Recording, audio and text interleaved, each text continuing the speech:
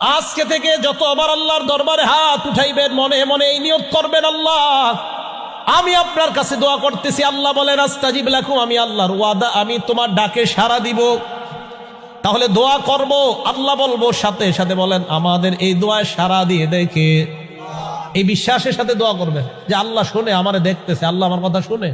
তিরমিজি শরীফের 3505 নম্বর হাদিস, নবীজি বলেন দাওয়াতু জিন্নুন ইজ দাআ ওয়া হুয়া ফি বাতনিল হুত।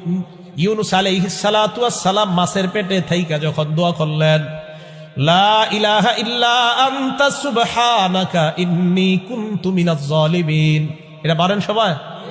এই দোয়াটা ইউনূস নবী করলেন মাছের পেটের মধ্যে থাইকা।